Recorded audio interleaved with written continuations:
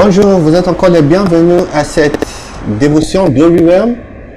Dieu a quelque chose de bien pour vous aujourd'hui et c'est sa volonté que vous découvrez son plan pour votre vie. Donc, je vous conseille de rester avec cette émission comme nous prenons le temps pour méditer la parole de Dieu.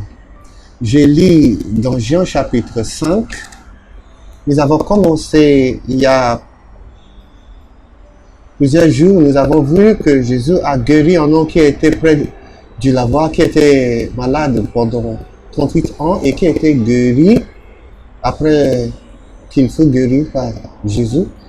Et les Juifs s'étaient fâchés parce qu'il lui vit portant son lit et il lui dit, tu ne sais pas que aujourd'hui c'est le sabbat. La religion veut nous dire ce que nous ne pouvons pas faire au lieu de ce que nous pouvons faire, veut nous donner des limitations au lieu de la libération. Si vous êtes dans la religion, vous vous trouvez limité, mais lorsque vous êtes dans la chose réelle et dans la relation avec Dieu, il n'y a pas de limite, de possibilité, de la joie, de la liberté. C'est pas une liberté pour pécher. Romains chapitre 6, verset 1. Est-ce que nous allons continuer à pécher afin que la grâce abonde? Que Dieu ne plaise. On va continuer aujourd'hui. Jean chapitre 5, verset 20. Et Jésus leur dit, le Père aime tellement le Fils et lui montre toute chose qu'il fait et il va lui montrer, lui va faire voir de plus grandes choses que ceci afin que vous serez dans l'étonnement et serez plein d'admiration. Jésus leur dit, toutes ces choses que j'ai fait, c'est parce que le Père, c'est lui qui le révèle à moi. Il s'était fâché parce que Jésus a appelé Dieu Tout-Puissant comme Père, lui faisant égal à Dieu. Donc, c'est le sens, c'est parce que un chèvre n'est pas un lion.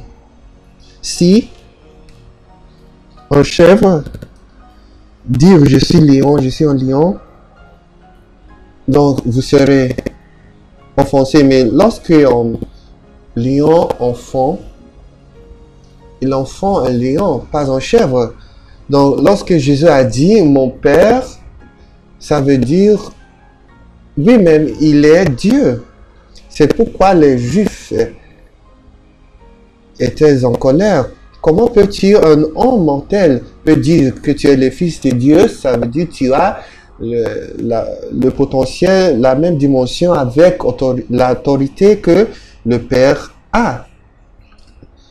Et Jésus a dit, ce que je fais est révélé à moi par mon Père, celui que vous appelez Dieu. Et dans verset 21, il a dit aussi, comme le Père ressuscite les morts et leur donne la vie, de la même manière, le Fils donne la vie à qu'il vaut et qu'il veut donner. Donc Jésus a guéri, il délivre, il sauve et il restaure des gens à la vie. Il est comme il dit qui je veux, je peux le pouvoir de lui donner la vie, le Père le faire, et le Père m'a donné l'autorité de faire la même chose. Verset 22 dit, le Père ne juge personne car il a remis tout jugement au Fils. L'affaire du jugement, il a remis au Fils, aux mains du Fils. Imaginez cela. Le Père ne juge pas.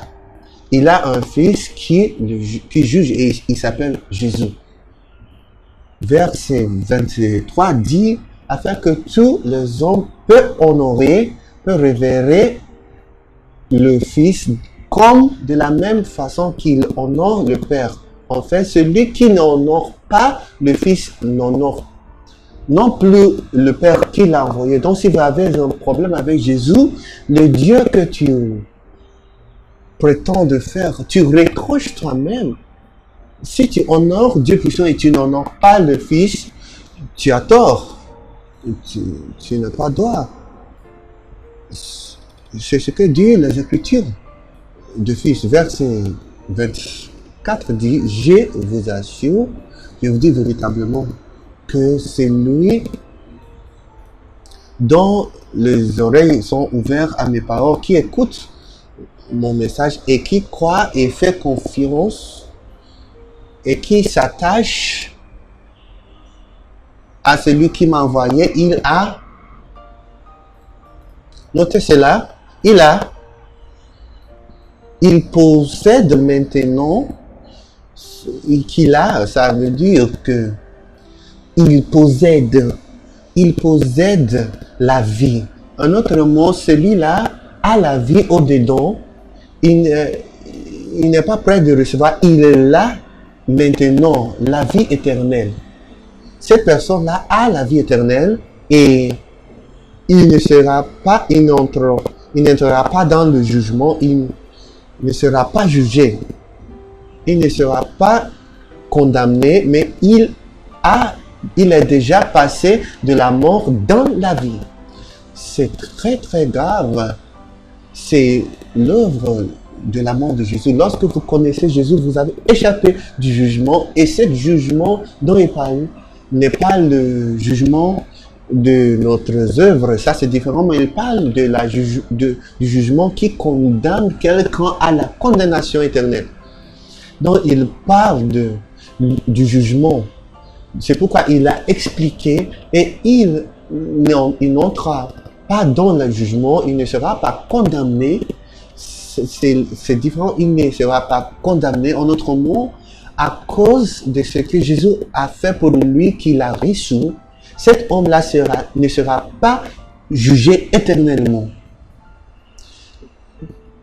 Donc, lorsque vous êtes sauvé, les Écritures disent que vous avez échappé de la mort à la vie, et il a dit aussi que il ne sera pas jugé, il ne sera pas condamné, mais il a déjà passé de la mort dans la vie. Il y a des gens qui pensent, oh non, je ne crois pas, mais je leur dis, si vous n'êtes pas religieuse, mais vous avez véritablement rencontré Jésus, voici quelque chose qui va arriver. Cette personne-là va durer parce qu'il dépendra continuellement du Seigneur et pas sur lui-même.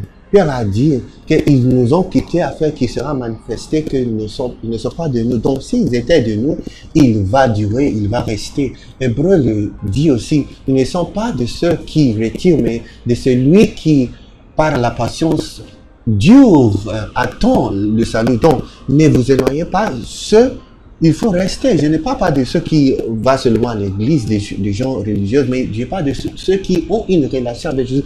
Avez-vous une relation avec Jésus aujourd'hui? Et si vous avez une relation, il dit que vous avez échappé de mort à la vie. Vous ne serez pas condamné, vous ne serez pas condamné.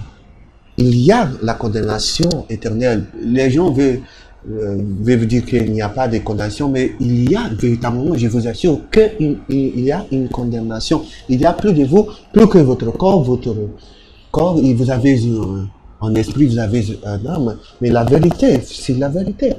L'esprit est réel comme le chair, et un jour, vous serez devant Dieu, vous serez jugé.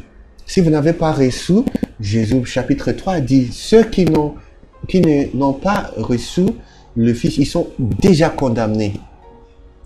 Parce qu'il y a une condamnation, une sentence sur ceux qui n'ont pas connu Jésus. C'est très simple.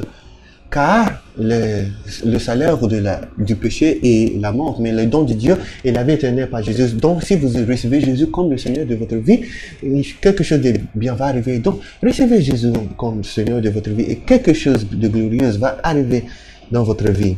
Priez avec moi et priez et qu'il vienne dans votre vie et que vous êtes pécheur.